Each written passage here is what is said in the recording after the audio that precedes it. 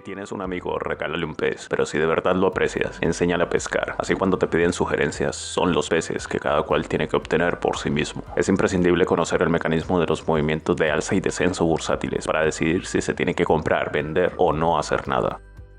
Mis consejos no se fundamentan en estudios de economía política, sino en experiencias personales. Explicaré 3 aspectos a tener en cuenta de la visión de un mercado.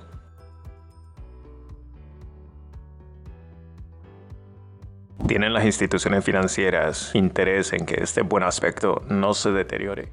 No siempre. Hay periodos en el que el ambiente de la bolsa no interesa a los bancos. Hay periodos de alto interés donde los bancos quieren de sus clientes dinero en firme en vez de adquirir acciones con sus fondos de inversión. En ventanilla se ofertan a los clientes situar los fondos en imposiciones de ahorro o en dinero en firme a largos plazos en vez de congelarlo en acciones, pese a que los precios de estas se hallen especialmente bajos y depreciados, teniendo los bancos el interés de comprar por sí mismos las acciones. ¿Te suena de algo? Como fondos rentabilizados a 10 años sin mover el capital durante los primeros 6 años, se vio sobre todo en la crisis del 2008 que todo estaba tirado en oferta, pero la banca en su conjunto empezó a dar opciones de proyectos de ahorro. En ocasiones esto pasa al contrario. Hay momentos donde tienen especial interés en activar el optimismo bursátil para que el público adquiera acciones o entre al mercado, fomentando las ampliaciones de capital en firmas que ellos juzgan de confianza y transformar muchas empresas limitadas en sociedades anónimas, con el propósito de descargar sobre el público y consiguiendo así su propia estabilidad dentro de las altas cotizaciones. Es una vieja ley que el público solo compra cuando suben las cotizaciones y vende cuando caen. Nada resulta más fácil que vender al público valores si se le puede indicar cuánto han subido hasta entonces y, si es posible, convencerlo de que seguirán en el mismo ritmo de crecimiento. En nuestros tiempos, un inversor pierde la razón, se vuelve histérico con las inquietudes que le provoca pensar dónde los colocará, cómo los protegerá de la inflación, cómo los ocultará de Hacienda y cómo lo podrá aumentar mediante una buena inversión. Un público así puede ser objeto de fácil manipulación, empujarte el pánico codicioso y atraerle la especulación. Así, cuando la bolsa sube, miles quieren subir al tren en marcha para aprovechar la oportunidad. Dios los guarde. Pues nada resulta más doloroso que contemplar una alza bursátil y no estar en ella. Es tan doloroso como comprar y perder. Aún así, los bancos e instituciones no son desleales, solo irresponsables. Tienden a actuar a su favor. En definitiva, estos no son huerfanitos y son instituciones profit-making. En la historia de los boom y las quiebras, son movimientos obligados. En una quiebra, millares de inversores se quedan en el camino, pero la mayor parte del dinero invertido es conducido hacia las empresas. En un boom, surgen muchas nuevas empresas que luego desaparecen tras un crash, pero muchas más sobreviven, haciéndose indispensables para el desarrollo económico. Este fenómeno ocurre con frecuencia en las industrias modernas y revolucionarias en innovaciones y desarrollo gracias a la especulación misma, así que ese riesgo debe de tenerse en cuenta. ¿Qué es la bolsa? El inversor, al colocar su dinero en acciones o empresas, llámese también cripto, no lo hace motivado por los intereses en sí, sino por el reparto de beneficios y la expansión o crecimiento de la empresa, que se traduce en un aumento de la cotización. O sea, para entenderlo fácil, la bolsa es la plataforma de tránsito de los capitales invertibles y orientados a la obtención de beneficios, y por ello existirá siempre en cuanto exista una pequeña parte de la economía en particular. Sin acciones no existe la economía de mercado. Sin mercado libre no hay justificación de la sociedad anónima, pero sin bolsa no hay sociedad anónima ninguna. ¿Qué es el medio plazo? Normalmente de 1 a 3 años. Algunos también consideran los 5 años.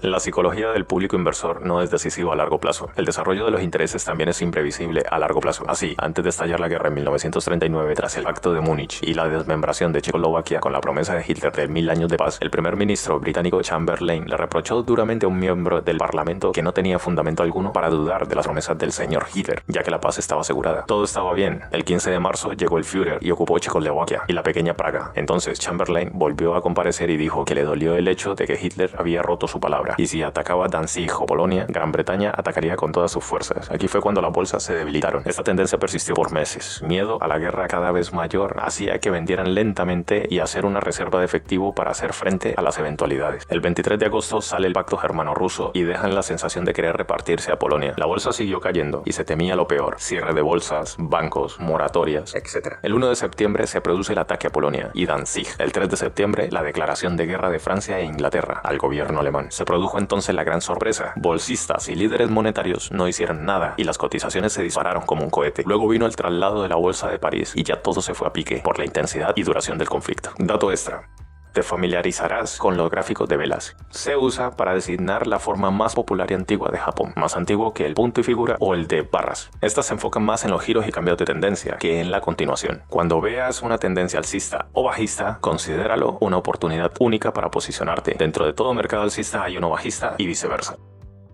Cuando se oigan noticias buenas o malas, no hagas trades inmediatos. Tomar posiciones después de ver cómo reacciona el mercado a una noticia acabada de salir puede ser más seguro.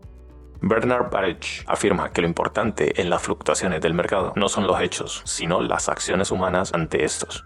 Cuando la guerra de Irak empezó en agosto de 1990, el oro se detuvo en $425 y ya había sido un máximo anterior. A pesar de la guerra, el oro fracasó a pesar de recibir noticias de supuestas alzas. Tenlo en cuenta, desconfía de un mercado que no se recupera de noticias alcistas. Y volvió a los $365 a nivel del comienzo de la crisis de Oriente Medio, y así estuvo durante los siguientes 2 meses.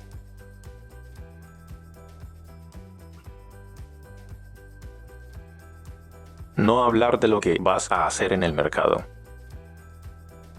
¿No les ha pasado que cuentas lo que haces y como hay un grado de incertidumbre, deciden no comprar y el mercado se recupera y ups, has quedado fuera? Además, compras caro y vendes barato. Me hace recordar a un amigo. Cuando haya dudas, pregúntenle al mercado según su operativa y según un antiguo dicho japonés. Te convertirás en un odioso monstruo del mercado. El que busca la verdad necesariamente en su vida, al menos una vez, tiene que dudar como le sea posible de todas las cosas. Frente al imponente oso, se alza el toro, de tremenda fuerza que arremete contra todo lo que se le cruza en el camino y de una cornada lo lanza hacia arriba. Estos simbolizan así los ciclos de alza y el de la baja. En todas las bolsas del mundo los bulls y los bears se desafían y luchan con métodos a veces salvajes. El resultado no depende solo de la constancia de los adversarios ni tampoco de sus fuerzas. Existen poderes de tipo estratégico, táctico y de dominio de las emociones humanas que se suman a la lucha a la hora de ganar.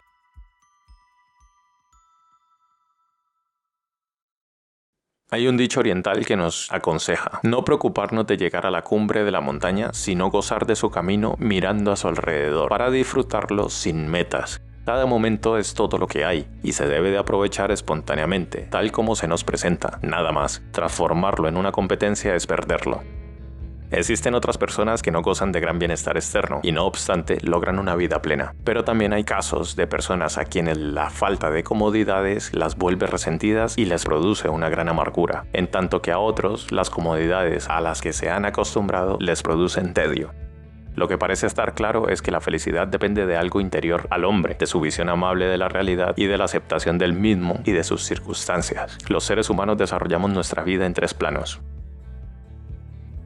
Físico, intelectual y emocional. De estos 3 planos anteriores se genera un cuarto, el plano espiritual. Ninguno de estos es mejor o más noble que el otro. En el plano físico, el uso de las cosas materiales puede contribuir a lograr la plenitud de nuestros cuerpos, desarrollo de nuestra mente y despliegue de nuestra alma. De ahí la importancia de disponer de dinero para proveerlas.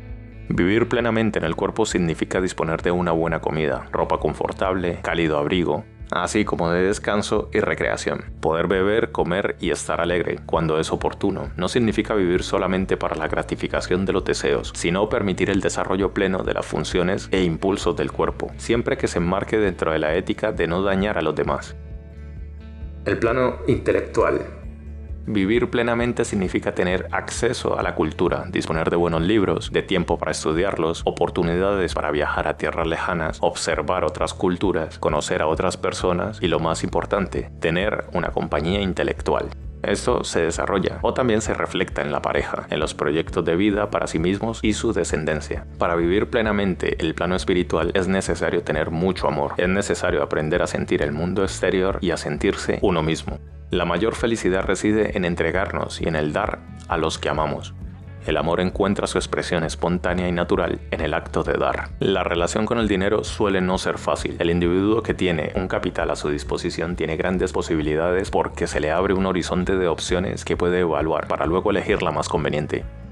Asaltar un banco, estafar a otras personas, explotar el trabajo de otros pagando sueldos bajos, traficar con drogas, contraer matrimonio con una persona rica, recibir una herencia, ganarse la lotería o trabajar y ahorrar es una opción que está al alcance de todos, porque depende con plena seguridad de nosotros mismos. La capacidad de generar ingresos mediante el trabajo es una condición propia de las personas. Un trabajo realizado con diligencia y entusiasmo, por simple que sea, produce un efecto positivo en la persona y en el grupo laboral donde se desarrolla. Más aún, el trabajar en lo que le guste es lo mejor que le puede suceder a alguien. El consejo más sabio es estudiar, ya que en algunos casos permite acceder a empleos mejor remunerados, pero sobre todo abre una puerta a la cultura, a mayor inquietud intelectual y acceso a campos modernos del conocimiento. Si elegimos vivir bajo las reglas del sistema económico establecido dentro de la sociedad, hay solo una alternativa: ganar intereses o pagar interés. El sistema financiero y comercial de la sociedad donde desempeñamos nuestro trabajo está diseñado para facilitar el endeudamiento a través del consumo. Será muy frecuente encontrar de todo tipo de ofertas de tarjetas de crédito entregadas sin costo a domicilio, sin cargo anual y absolutamente gratis. No se trata de pagar todo el contado, solo se hace la advertencia de que el uso indebido de las deudas nos imposibilitará hacer un buen manejo de nuestro dinero. La solución de más corto plazo no es conseguir más dinero, sino aprender a manejar el dinero del que disponemos hoy. El éxito en el manejo del dinero reside en descubrir qué es lo que se desea de forma objetiva y tratar de conseguirlo. El tener la libertad e independencia para ganarse el sustento diario es un lujo más grande que cualquiera al que se pueda aspirar.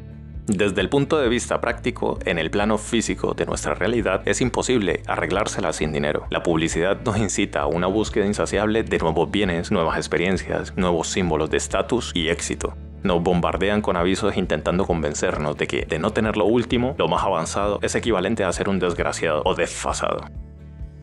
Cuando nos refiramos al ahorro, lo hacemos pensando que el objetivo es formar un capital en el largo plazo, cuyo monto sea tan importante que pueda otorgarnos incluso la libertad de vivir de él. Monto fijo inicial.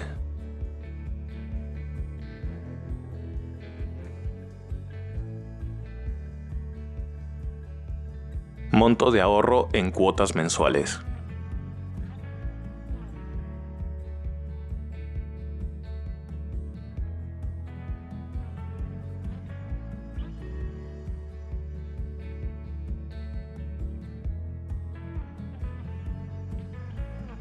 La aceleración del rendimiento del capital se consigue de dos formas, según el riesgo que decidamos correr. Proyecto propio que tiene su elogio por las dificultades que tiene que vencer o poner el capital en renta variable en el mercado bursátil. Esta rentabilidad siempre será mejor, pero siempre hay un pero. Para personas que tengan formado un capital y tengan disponibilidad de tiempo donde se es posible ganar una rentabilidad real neta del 3% o más.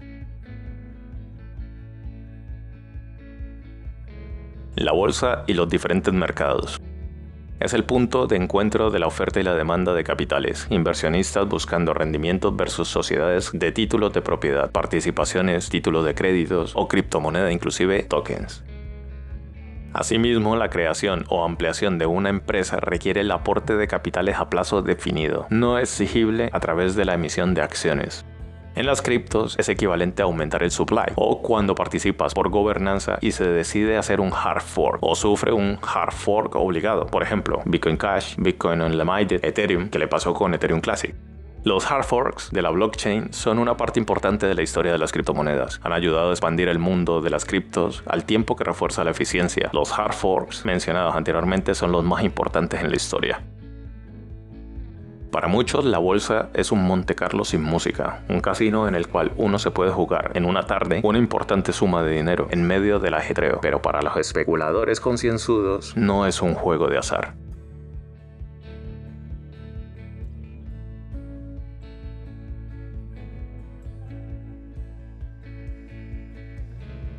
La edad de oro de la bolsa comienza a finales del siglo XIX y llega hasta la Primera Guerra Mundial. En 1914, la ciudad, situada en el este de Londres, se convierte en el centro financiero del mundo, seguido de cerca por la Plaza de París. La fuerte inflación de los periodos entre la Primera Guerra, la crisis del 29 y luego la Segunda Guerra Mundial propinan duros golpes a los mercados europeos, lo que permite a Nueva York ocupar el primer puesto y estatus que mantiene hasta el día de hoy.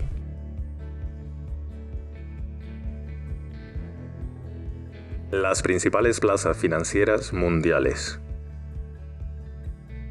Nueva York.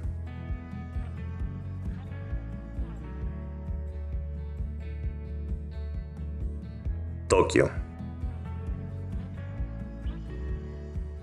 Londres. Alemania.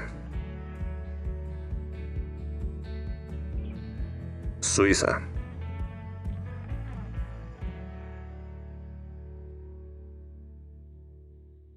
Bélgica.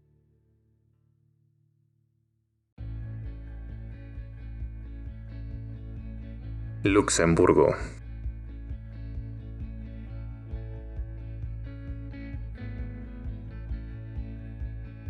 Y Holanda. Las bolsas de Extremo Oriente y América Latina. Durante los 90 han surgido en la esfera financiera internacional plazas muy interesantes desde el punto de vista de sus altas rentabilidades, por ser más inestables y de mayor volatilidad, las cuales son afectadas directamente por los acontecimientos políticos de esos países. Pero a pesar de ello, muchos inversionistas arriesgan su fortuna especulando en estos, tras las prometedoras ganancias, ya que la volatilidad es lo que hace atractivo a un mercado. Luego está la estabilidad y lentitud de otros, o la gran selva de supervivencia, volatilidad y especulación de las cripto, donde si dominas este mercado, cualquiera te parece fácil, pero si vienes de otro mercado con tus costumbres, este lo ves una estafa, una locura, muy volátil, incontrolable y de que no tiene sustento ni sentido.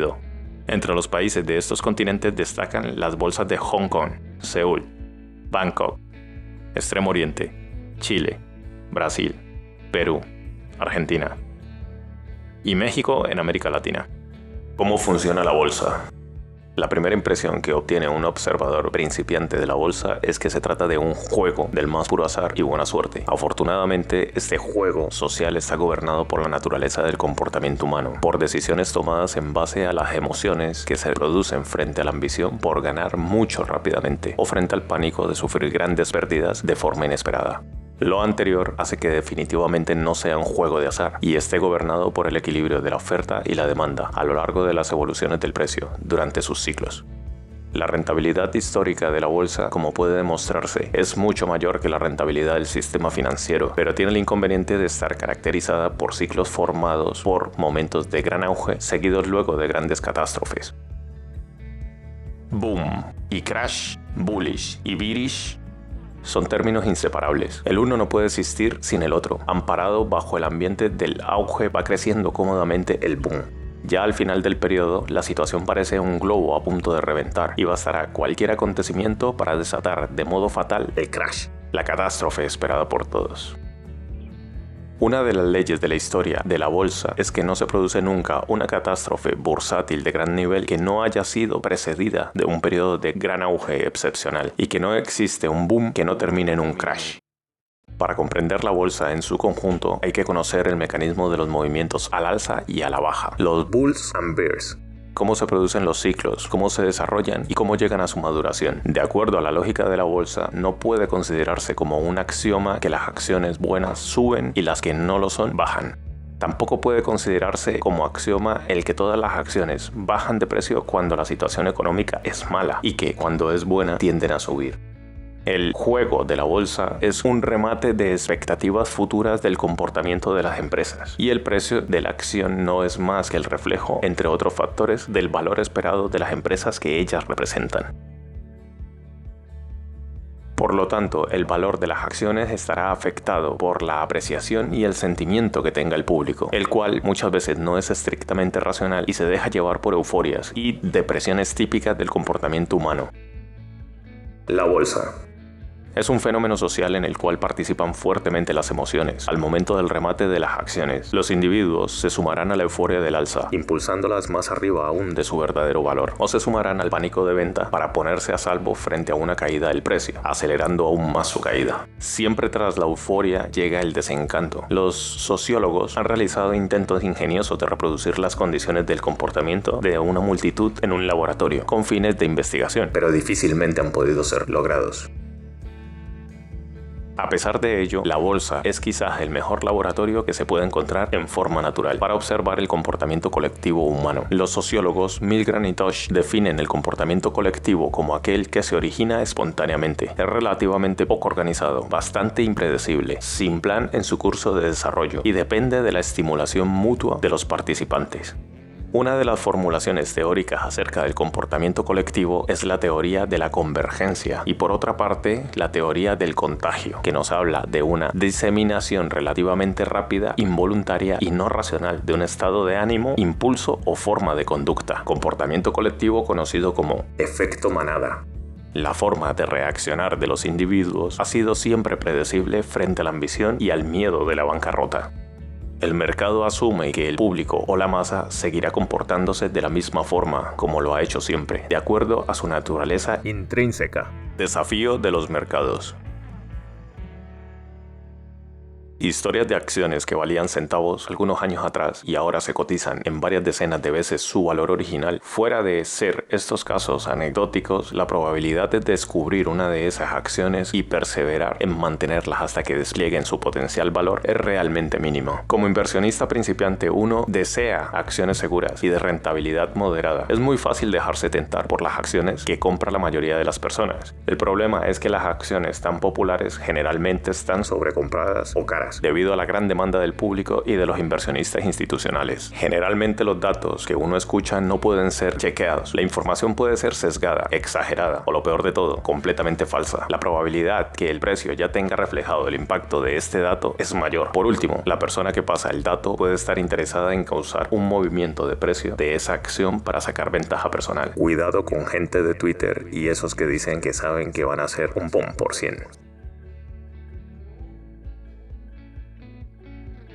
El concepto de la estrategia es válido, pero hay que tener en cuenta que cuando comienza el desplome de precio, luego de haber estado cara, usualmente se llega a profundidades injustificadas. El pánico de la caída del precio gatilla nuevas ventas que arrastran nuevas caídas del precio. El éxito de esta estrategia se basa en el activo que se elija. Debe ser un stock cuyos resultados de hoy se mantengan en el tiempo y, por supuesto, que sean mayores que la inflación. El análisis técnico bursátil. Todas las estrategias descritas anteriormente tienden a fallar porque se basan en información poco confiable o en premisas erradas. Todos sabemos lo difícil que es obtener información acerca de una compañía y más aún de sus planes futuros. Por lo demás, la Superintendencia de Valores impide que se utilice información privilegiada, sancionando drásticamente a quienes profitan de ella. Afortunadamente, existe una estrategia de inversión bursátil que se basa en el análisis técnico, el cual permite, mediante el análisis de series de tiempo, rastrear el desarrollo de los ciclos del precio de las acciones y con la ayuda de indicadores estadísticos tomar decisiones con riesgo controlado.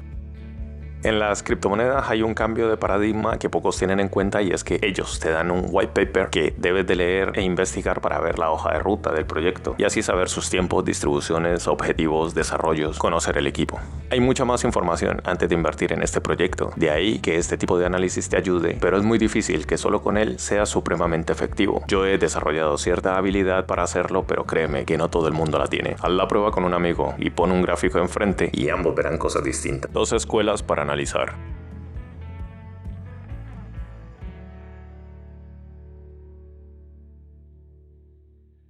Asimismo, existen 2 escuelas de análisis bursátil que han tomado posiciones antagónicas cuando se trata de analizar el comportamiento del mercado, la fundamentalista y la tecnicista. Análisis fundamental. Atribuido a Benjamin Graham, se comenzó un análisis financiero más serio de las empresas. El análisis técnico. De acuerdo a Martin Pring, el análisis técnico es el arte de identificar los cambios de tendencia de los precios de las acciones en su comienzo y de mantener una posición en el mercado hasta que el peso de las evidencias indique que dicha tendencia se ha revertido. La paternidad de este tipo de análisis se le atribuye a Charles Dow en 1903 y demostró el comportamiento cíclico de los precios de las acciones, basándose en el concepto del equilibrio perfecto de oferta y demanda, y establecerá tendencias al alza o a la baja perfectamente definidas. La contribución de Charles Dow al análisis técnico moderno es innegable. Su enfoque aportó un método totalmente nuevo en la historia del análisis de los mercados bursátiles. El precio y los volúmenes son el lenguaje del mercado, única forma real en el que el mercado expresa lo que está haciendo o intenta hacer. Le toma la delantera a otro tipo de estudios tales como financieros, macroeconómicos, políticos, etc. En términos de que es el más puro reflejo de la inteligencia del mercado en sí mismo. Cuesta desarrollarlo a la perfección, pero hay algunos que lo logran muy bien y no importa si es rico o pobre. Aquí cuenta la habilidad en el tiempo, no un estatus o poder. Este tipo de análisis distingue dos flujos de dinero. Dinero astuto, smart money, y el dinero ingenuo, naive, smart money.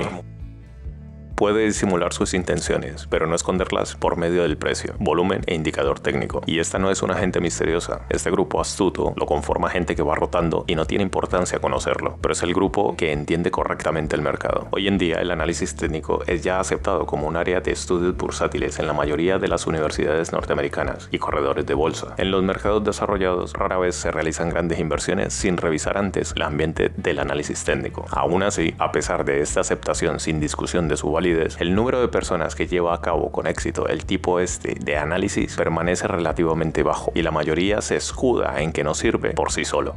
El análisis fundamental es un método legítimo de análisis de las empresas y por lo tanto de la proyección del precio, pero se basa en antecedentes contables con por lo menos 6 meses de retraso y por otra parte estará ligado indefectiblemente a la materialización de los planes de la empresa en el tiempo futuro. Esto hace que este tipo de análisis sea utilizado por los inversionistas de largo plazo. En el corto plazo salen noticias y muchas veces no varía el precio, pero esas evoluciones o cambios estructurales a largo plazo no tienen realmente mucho que ver con los auténticos movimientos cíclicos de la bolsa. El análisis técnico, por su parte, utiliza como única fuente de información la evolución de los precios, de las acciones y los volúmenes transados. Internaliza en forma casi instantánea las informaciones, reflejándolas en el precio casi inmediatamente, mucho antes de que sean de dominio público. Se podrá observar que, cuando se entregan noticias al público, los precios de las acciones no varían. Esto se debe al hecho de que estaban ya reflejadas en el precio. La verdadera información fundamental que causa movimientos de mercado tiene su origen en la fuente interna de la empresa o activo. Otorga a los insiders la ventaja de conocerla. Luego, los profesionales descubren la noticia y las grandes instituciones toman importantes posiciones en sus carteras. Finalmente, la info llega a los ingenuos inversionistas comunes y corrientes, quienes empiezan a comprar atraídos por el bullicio de la fiesta, lo que impulsa el precio aún más arriba. Los tecnicistas plantean que, aunque no tengan acceso a esta información privilegiada, mediante la observación cuidadosa del comportamiento del precio, se puede detectar el perfume del smart money y sin saber detalles mayores de los acontecimientos en particular, pueden tomar posiciones de compra o venta mucho antes que el público en general. El análisis técnico no intenta predecir el comportamiento del precio de las acciones, sino que sigue las evoluciones del mercado y saca sus conclusiones en consecuencia, ayudándose de indicadores estadísticos que permitirán hacer un juicio objetivo, evitando de esta forma tomar malas decisiones emocionales. El gran número de inversionistas de largo plazo que utiliza con éxito el análisis fundamental atestigua los méritos de dicho enfoque. Sin embargo, el análisis técnico también tiene un mérito considerable, aunque aún no todos los inversionistas crean en él. El juego de los astutos y los ingenuos. El juego de la bolsa es el equilibrio perfecto de la oferta y la demanda. Nadie puede vender una acción a menos que otra persona desee comprarla. Subirá de precio al restringirse su oferta o aumentar su demanda, llegando hasta un máximo de precio al cual ya el público considere que está cara o sobrecomprada. Quienes compraron barato desearán venderlas para materializar su ganancia virtual, aumentando de este modo la oferta al mercado. Este aumento de oferta producirá una baja del precio, hasta un precio tal que el mercado considere que está barata o sobrevendida, y muchos vean con interés su adquisición. Este aumento de la demanda hará volver a repetir el ciclo anteriormente descrito. Las oscilaciones intradiarias de corto plazo son movimientos impredecibles, incalculables y muchas veces contradictorios. Esto hace que el juego bursátil de corto plazo sea algo muy parecido al juego de azar neto, lo cual no pretendo que interiorices y que después de este vídeo entiendas mejor los timeframes. El juego de la bolsa consistirá en intentar traspasar la ganancia virtual reflejada al otro lado del espejo, hacia el mundo físico tangible. Entonces, habrá dos grupos de gente, los naives y los smart money. Por su parte, los astutos tienen dinero como capital propio, paciencia, nervios, tienen ideas propias, es decir, saben actuar de manera cerebral utilizando la mente de modo reflexivo y conceptual. Los ingenuos, por su parte, son aquellos que tienen poco dinero como capital propio y generalmente superado por sus deudas. Tienen poca paciencia, sus nervios son débiles y no alcanzan a comprender que la bolsa no reacciona automáticamente ante cada uno de los acontecimientos que se producen, como podría pensarse con la lógica. El ingenuo carece de capacidad de análisis conceptual y actúa de manera puramente emocional. Si los otros compran, él compra. Si los otros venden, él vende. Se trata de una molécula más de la masa y actúa con ella. Consecuentemente, todo dependerá en qué manos se encuentran las acciones. Si son los astutos quienes poseen la mayor parte de ellas, la bolsa estará bien dispuesta para un movimiento al alza interesante, aun cuando las noticias no sean en absoluto favorables. Si por el contrario, la mayor parte de las acciones están en manos de los ingenuos, cualquier noticia pesimista, por poco importante que sea, puede provocar el desastre. Es muy fácil comprar una acción en el fondo del ciclo, ya que habrá muchas personas deseosas de deshacerse de ellas para ponerse a salvo. Pero es muy difícil hacerlo, porque psicológicamente el miedo a que sigan bajando será la fuerza que se nos oponga. Asimismo, es muy fácil vender una acción en el tope máximo de su ciclo, ya que muchas personas desearán sumarse a la fiesta del alza, pero es muy difícil hacerlo, porque la ambición será la fuerza que se nos oponga. Interiorízalo y déjame un comentario. Así como podemos apreciar, dependerá de nosotros mismos el pasar a formar parte del grupo de los astutos o de los ingenuos. Desarrollo de los ciclos. El ciclo inexorable. Nacimiento, desarrollo, maduración, expiración, desplome. Si quieres una explicación exclusiva de estos ciclos, déjamelo saber y apóyame con un brutal y accesible like que es gratis y la información valiosa. Los especuladores. Sin razón objetiva, en nuestra cultura el término especulador tiene una connotación de desprestigio. En la definición para este término dada en el diccionario de la Real Academia Española, se refiere a la especulación como la acción de efectuar operaciones comerciales o financieras con la esperanza de obtener beneficios basados en las variaciones de precio, y acota que es usado frecuentemente con sentido peyorativo. Por supuesto que existe una ética para especular. El verbo especular etimológicamente proviene del latín speculari, derivado del speculum o espejo, y speresere o mirar, que significa la imagen reflejada en un espejo. Combinando ambas acepciones, esta palabra se podría pensar que es la acción como asomarse a un mundo de otra realidad reflejada en busca de información que permitirá tomar decisiones en nuestro mundo real del presente para emular la imagen proyectada al futuro. No todo el que está relacionado con la bolsa es un especulador. En el mundo debe haber miles de agentes de bolsa, asesores de inversiones, administradores de cartera, empleados de las distintas bolsas que cantan los resultados y millones de personas que han convertido el juego de la bolsa en una profesión. Existen además los inversionistas que llevan a cabo enormes transacciones en las que se juegan millones, pero los conceptos inversionista y especulador no deben confundirse. El inversionista o financista logra controlar las sociedades que quieren dominar, causando grandes movimientos de venta y compras.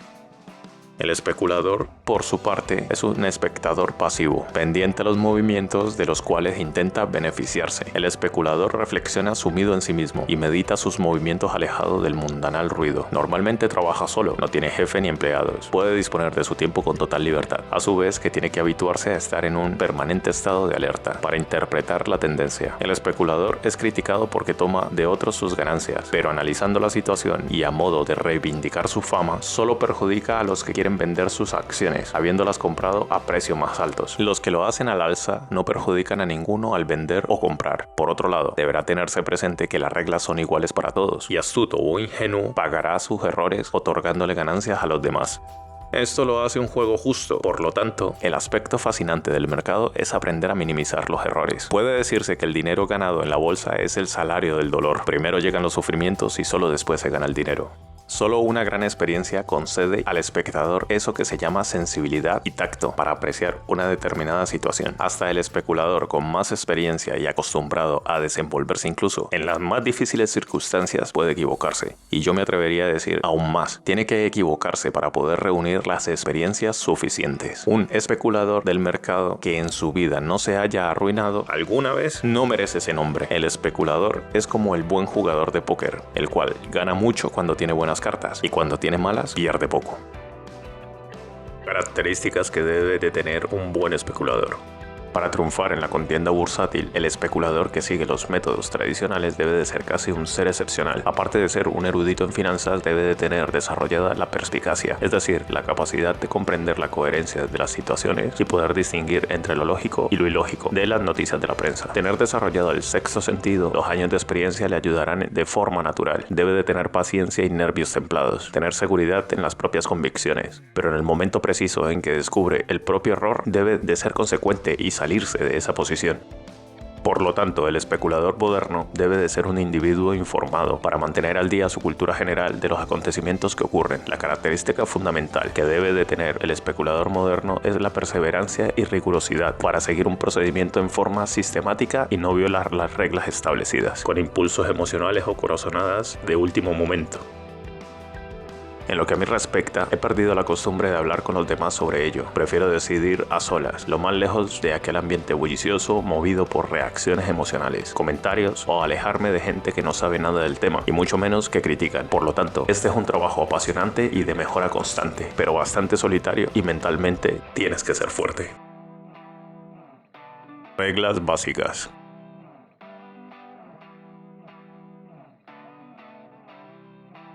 Por ejemplo, ocurrirá con frecuencia que actuamos apresuradamente al comprar acciones a precios altos para luego venderlas a precios más bajos. ¿Cómo?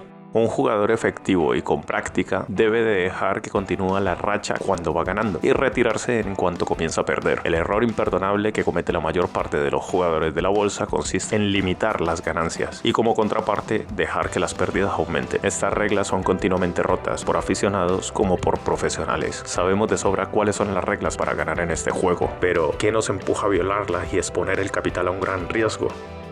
La respuesta es nuestro propio ego. Por eso es que uno siempre escuchará de las proezas y grandes hazañas de los especuladores en el mercado, pero rara vez ellos contarán las muchas veces que se han equivocado. El dominio del ego afectará positivamente no tan solo su capacidad para desempeñarse en el mercado bursátil, sino todas las áreas de su vida personal. La bolsa nos enfrenta en una contienda con nosotros mismos. Mientras no nos libremos de las falsas ideas acerca de cómo actúa el mercado y solamente observemos su real desarrollo, continuaremos siendo abatidos por él.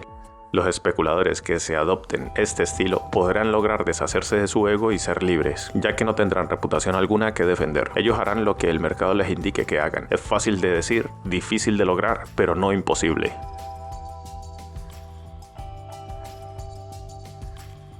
Ley de Murphy. Ley de la excepción. Buscas algo y no lo encuentras. Es curioso, aunque tengas muy organizado todo, siempre juega en contra tuya y te habrá pasado más de una vez. Una comprobación simpática de esta ley es que una persona está parada sobre una alfombra comiendo un pan con mayonesa. En el caso en que se te caiga, la ley de Murphy postula que la posibilidad de que dicho pan caiga boca abajo es proporcionalmente al precio de la alfombra. Si el sujeto en sí está parado sobre el suelo o algo ordinario, caerá de pie. O sea, el pan como lo tenías en la mano. Pero hay que esté sobre la alfombra impecable persa. Es seguro que caerá y terminará con la mayonesa contra su fino tejido y bello color. Acerca de la ley de Murphy se han escrito muchos libros, cada cual más simpático que el otro.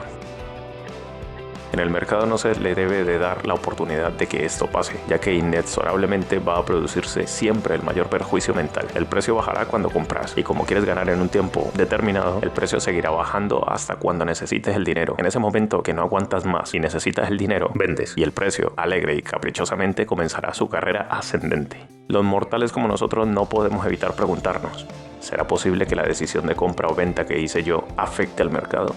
Y si les sucede a todos, ¿cómo es posible que exista una trampa para cada uno? Está fuera de todo razonamiento lógico, pero los que se atrevan a este juego invariablemente tendrán esa sensación. Usando el sistema propuesto basado en el análisis técnico y con fondos que no se necesiten en el corto plazo, se puede sortear perfectamente la ley de Murphy, otorgándole espacio al sistema, tiempo necesario sin urgencias y todos los grados de libertad para que actúen los sucesos, pero sin provocar daños mayores. En todo caso, para aquellos que no crean en la ley de Murphy y tengan un pensamiento rigurosamente científico, la explicación de su existencia reside en la naturaleza humana y su psicología. Siempre cuando las cosas no resultan como esperamos, no podemos evitar pensar que la otra opción que teníamos era la que deberíamos de haber tomado. Si ya tienes altos estudios o si consigues ser paciente y formarte poco a poco sin pensar que te vas a hacer rico de la noche a la mañana, conseguirás el objetivo de vivir del trading y llegarás a ser un trader profesional. Si tu objetivo es ganar mucho dinero en poco tiempo, entonces mi consejo es que no hagas trading, porque lo más probable es que pierdas incluso la totalidad de la inversión. El hecho de tener un buen capital hace que tomes menos riesgos. Si tienes poco capital, el apalancamiento puede ser tu amigo, pero también tu gran enemigo, ya que entre más tengas, menos lo usarás, y entre menos tengas, más querrás. Y esa es la clave que te llevará a incrementar muy rápido tu capital o perderlo todo muy fácilmente. Aún así, es una herramienta para individuos avanzados. Practicar. Poner en práctica lo que hemos estudiado en una cuenta demo con dinero ficticio y conseguir ser rentables al medio plazo, identificando por supuesto qué tipo de mercado te encuentras trabajando, ya que es importante para desarrollar tus habilidades. No es lo mismo practicar en un mercado alcista a uno bajista, donde te verás obligado a apalancarte o operar rebotes y aumentar de forma considerable el riesgo. Puedes desarrollar una estructura de pensamientos gélidos y corazón de acero, pero te aseguro que cuando ves que está a prueba tu conocimiento con dinero real, puedes llegar a modificar tu operativa solo por un sentimiento o nerviosismo. Operar con cuentas reales. El momento de la verdad. Abrir una cuenta real y operar igual que lo hicimos en nuestra cuenta demo, sin sentimientos, darle con todo, ceñirte al plan, nervios de acero, fiel a la estrategia, como un cocodrilo, siempre frío y solo sales a coger la presa. O tomar el sol, calentito, rico, a disfrutar, y pasado un tiempo vuelves a las profundidades a esperar. Es ahora un buen momento para iniciarse en el trading. Esto es igual que cuando uno se pregunta si es buen momento para empezar a hacer deporte. Te pregunto, ¿el deporte te va a beneficiar a largo plazo? A estas alturas te habrás contestado tú mismo. Aprender trading, al menos para mí, es una inversión que uno mismo hace para el futuro propio, ya sea a modo de plan B o que nos ayude a tener una economía más fluida, o como plan principal a largo plazo para conseguir vivir de ello y abandonar una situación laboral que no nos hace felices en absoluto, o poder complementarla una con otra. Entonces sí, desde mi punto de vista siempre es un buen momento para aprender a sacarle rentabilidad a los mercados y para mejorar nuestra vida. ¿Por qué algunas personas dicen que el trading no se entiende, o que es una estafa, o que la gente pierde? Doy casi por hecho que algunas personas se habrán planteado esta idea. El trading es una estafa o es tan complejo que no hay quien lo entienda. Inclusive cuando lo comentas, directamente las personas te sueltan que el 90% de los que juegan en bolsa pierden su dinero. Y comenzando solo por el hecho de que esta persona utiliza el término tan a la ligera de jugar con el dinero, al decir eso ya no deberías de darle crédito y ser fiel a tus principios y tener esa seguridad y continuar con ello. He ahí porque muchas personas prefieren mantener en la clandestinidad que son traders independientes y así evitar toda clase de comentarios, ya bien sea de familia o amigos.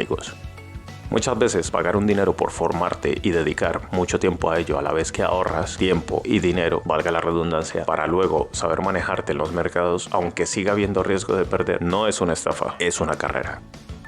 Entonces, acabaré entendiendo los gráficos aunque ahora me suenen a chino y además no quiero pagar. Sí, también.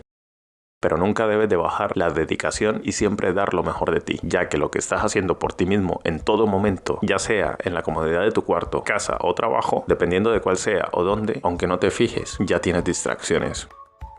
Por ejemplo, en primero de carrera, un estudiante de medicina sabe interpretar una radiografía, pues eso, pero al final, después de estudiar y practicar, acaba viendo lo que necesita, y además muy rápido.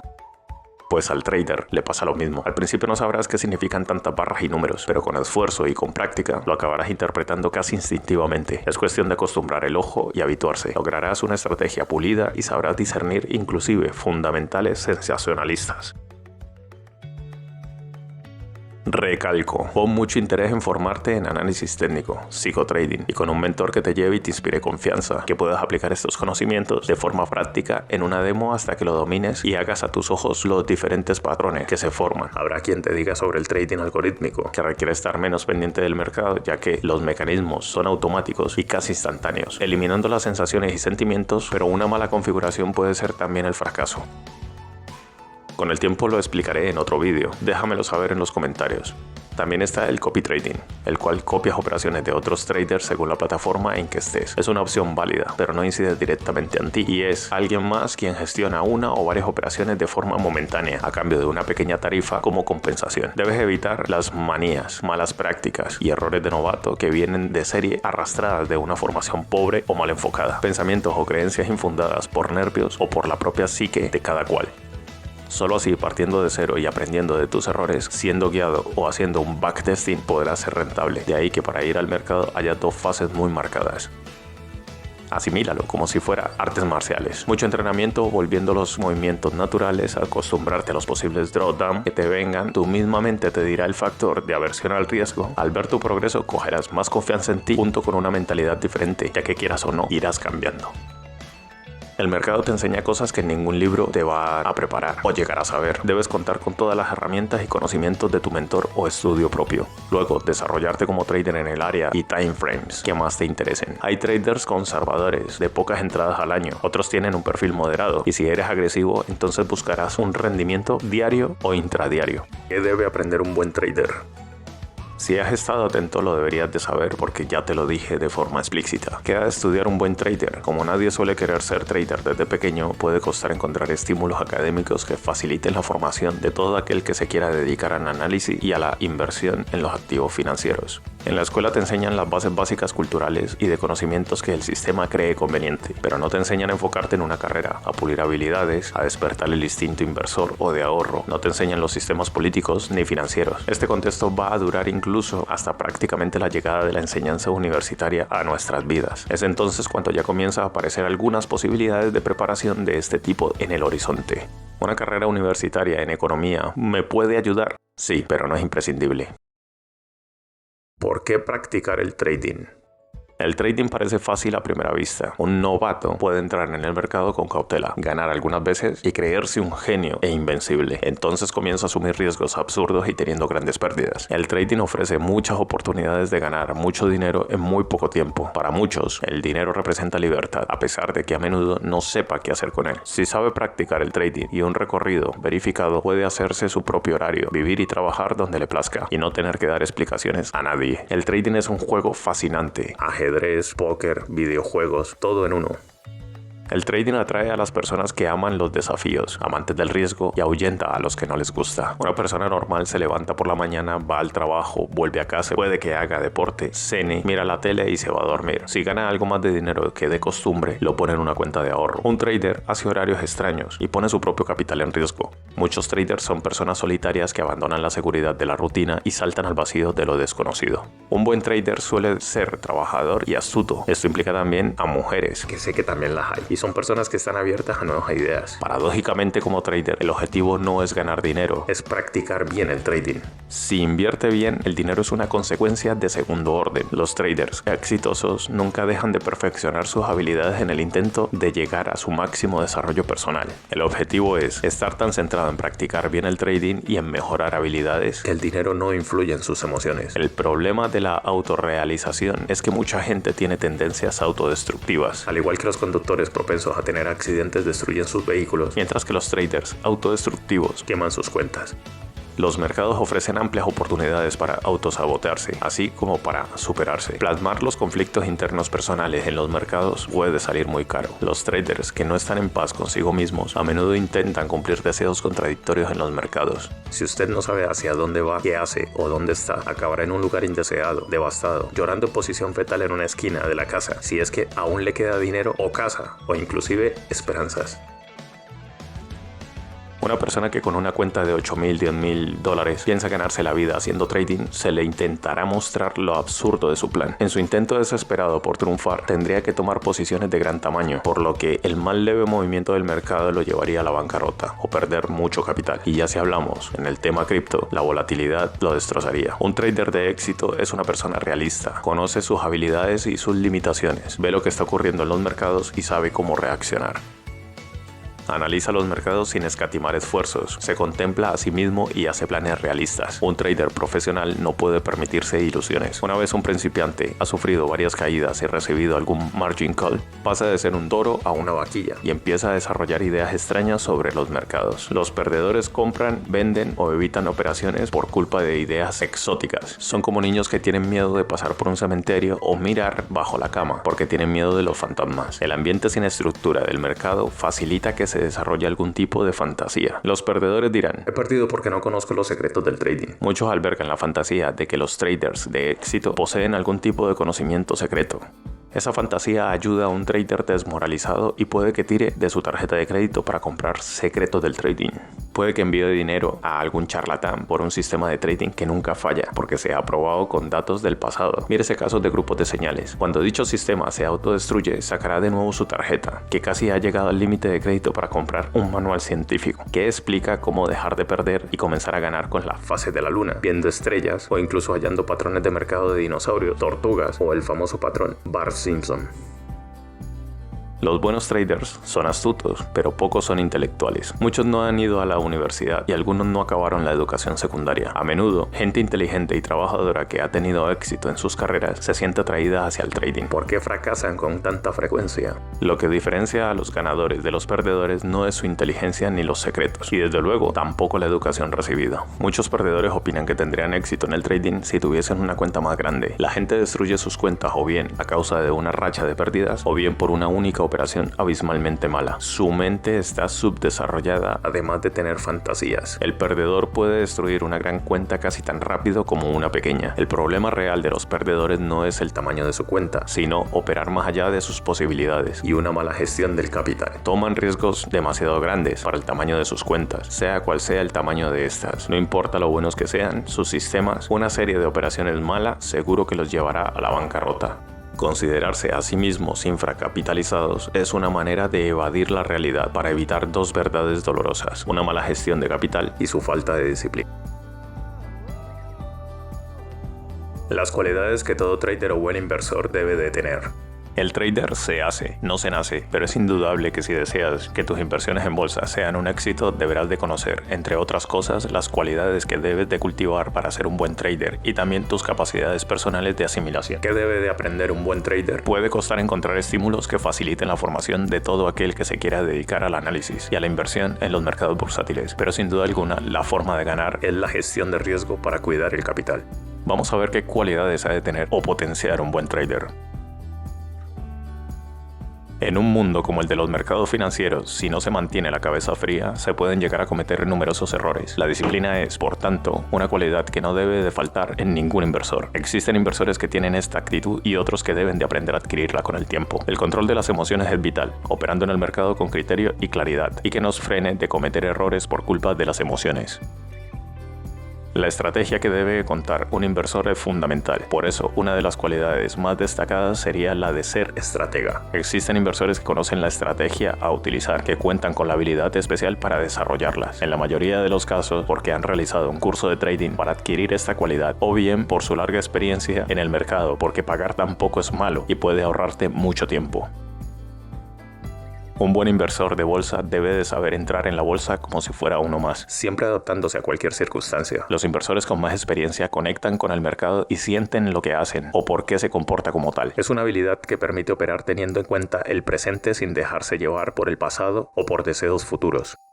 Aquí me permito la libertad de hacer un inciso. Por ejemplo, con Bitcoin, uno de los activos más de moda, el cual ha subido hasta los 69.000 y la gente queriendo comprar, no importaba el precio, entrando en 58.000. Si lo hace bien, sabrá manejar las temporalidades y habrá salido del mercado con ganancias. Y por no decir la gente que empezó a entrar desde los 30.000, cuando hizo la corrección, que esos han doblado las cuentas y algunos hasta más. Pues muchos deseábamos que cayera el mercado para aplicar la estrategia y al llegar a los 69 empezó a bajar y tocar de nuevo la franja de los 30 de media, y en un bear market hacer dollar cost average. No está mal, aunque tampoco aconsejable. Lo más indicado, hay que esperar que el precio se detenga de caer y se vea una zona firme de consolidación. Lógicamente no hablamos de time frames de una hora. Empezamos a hacer entradas identificando rangos y con ciertos porcentajes de capital. Habrá quienes digan que no se lo esperaba nadie, pero te aseguro que puedes de cierta manera prever lo que se viene. La inversión no es un juego. Para invertir se debe de tener interés, además de formarte. En el proceso vamos a aprender a conocernos a nosotros mismos. Por otro lado, debemos contar con la capacidad de poder retarnos a nosotros mismos, a superarnos como persona. En definitiva, lo que debe de contar un especulador o trader inversor es saber realizar cualquier cosa que se proponga.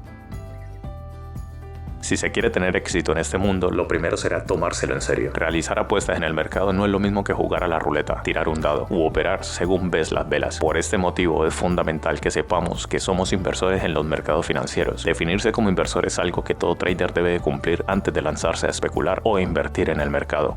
Ojo, que no es lo mismo estas dos palabras. A pesar de la volatilidad de la mayoría de los productos, siendo complicado realizar una previsión de hacia dónde irán los diferentes activos, las ganancias o las pérdidas obtenidas no siempre se deben a factores externos. Debemos de ser conscientes de que como inversores tomamos diferentes decisiones, todas dependiendo de las circunstancias. Ganar o perder, así, es mera cuestión en la que interviene el factor humano.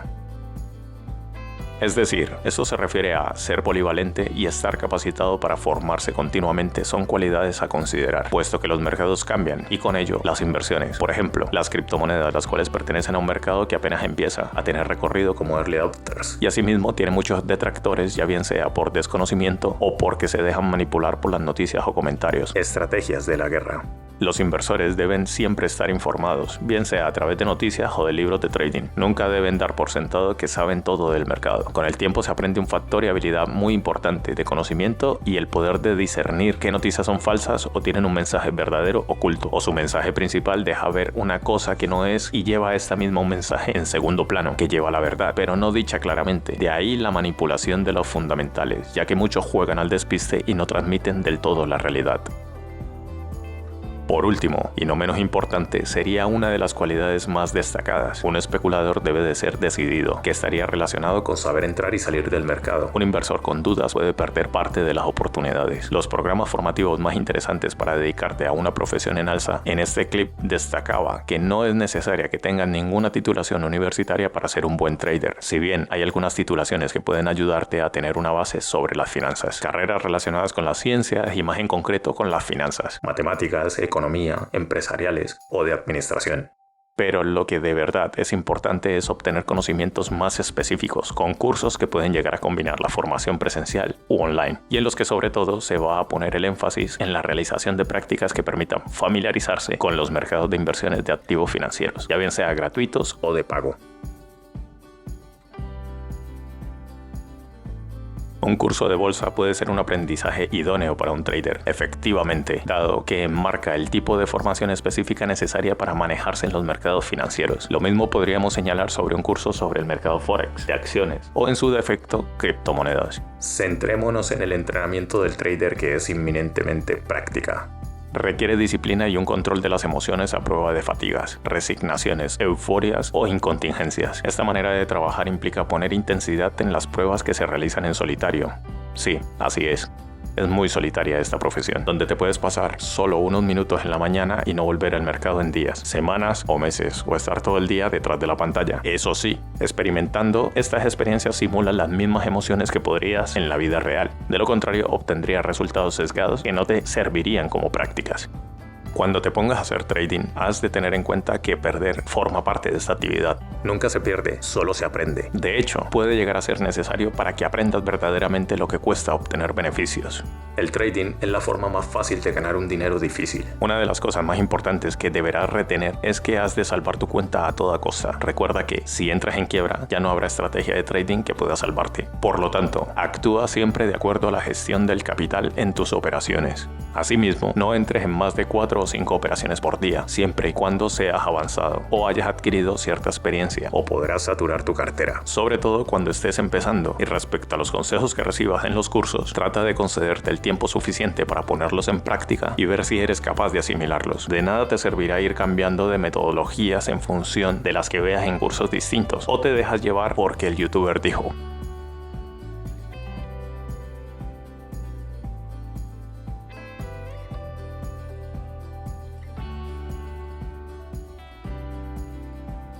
Recuerda, suscríbete y comenta. En definitiva, un buen trader se forma con materiales de calidad y práctica.